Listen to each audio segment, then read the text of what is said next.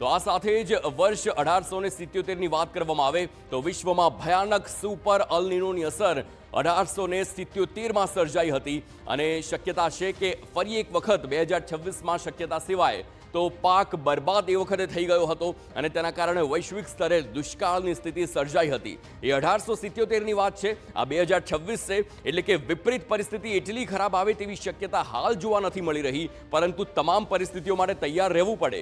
ભારતમાં 61 લાખથી વધુ લોકોએ જીવ ગુમાવ્યો હતો માત્ર ને માત્ર આખી પરિસ્થિતિમાં દુષ્કાળના કારણે। આવી પરિસ્થિતિ ન સર્જાય તેના માટે સરકાર પણ કામ કરતી હોય છે। ચીન હોય, બ્રાઝિલ હોય, આફ્રિકા હોય, આ સહિત અનેક એવા દેશ કે જે સુપર અલ નીનોના કારણે પ્રભાવિત થયા હતા અને તેના કારણે મોટા ભાગના લોકો મોત તેમનું નીપજ્યું હતું। સમગ્ર વિશ્વની વાત કરીએ તો 5 કરોડ લોકો કે જે મોતને ભેટ્યા સુપર અલ નીનો 1877માં। હવે 1882 થી 83ની વાત કરીએ તો અલ નીનોની અસર એ વખતે પણ વર્તાઈ હતી। આપ જુઓ 1877 ત્યારબાદ 82 અને 83ની વાત કરીએ તો ત્યારે પણ અલ નીનો વર્તાવાનું તે સાંભળવા મળી રહ્યું હતું।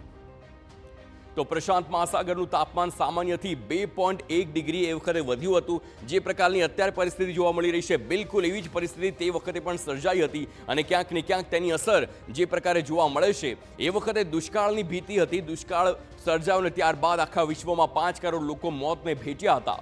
વૈશ્વિક સ્તરે દુષ્કાળ અને પૂરનું સંકટ ઊભું થયું હતું, જે પહેલા પણ જણાવ્યું છે। આ વખતે પૂરનું સંકટ આવી શકે છે, પરંતુ દુષ્કાળની પરિસ્થિતિ એ તમામ દેશો પર નિર્ભર કરે છે। 1997 અને 98ની વાત કરીએ તો સુપર અલ નીનોની સ્થિતિ એ વખતે પણ સર્જાઈ હતી। આપ જે ગાળો જોશો એ ગાળો આપ સમજી શકો છો કે સૌથી પહેલા 88ની વાત કરીએ, ત્યારબાદ માફ કરશો 77ની વાત કરીએ, ત્યારબાદ 82 83ની વાત, હવે 97 98ની વાત છે કે જ્યાં સુપર અલ નીનોની પરિસ્થિતિ સર્જાય છે। એટલે કે સમયાંતરે જ્યારે વર્ષો વીતતા જાય છે ત્યારે દર વખતે આ પ્રકારની પરિસ્થિતિ સર્જાય છે અને તેના કારણે આખા વિશ્વને તેની વિપરીત અસર સહન કરવી પડે છે। અને આ વખતે પણ તેની જે વિપરીત અસર છે ભારતમાં જે તેની શરૂઆત થઈ ગઈ હોય તે જોવા મળી રહ્યું છે, કારણ કે 10% ભારતમાં ઓછો વરસાદ થશે તે પ્રકારનું હાલ અનુમાન છે।